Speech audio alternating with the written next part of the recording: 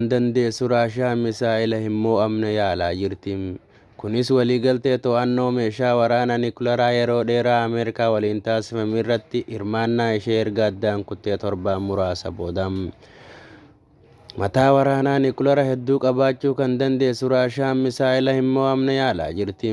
Raashiyaan waliigaltee to'annoo meeshaa waraanaa niwukilaraa yeroo dhiyoo Ameerikaa waliin taasifte irratti hirmaannaa ishee erga dhaabdee torbaan muraasa booda. Misaa'ila pilaastikii ardiilee gidduutti guddaa ta'e milkaa'inaan dhukaasuun ishee beeksisteetti.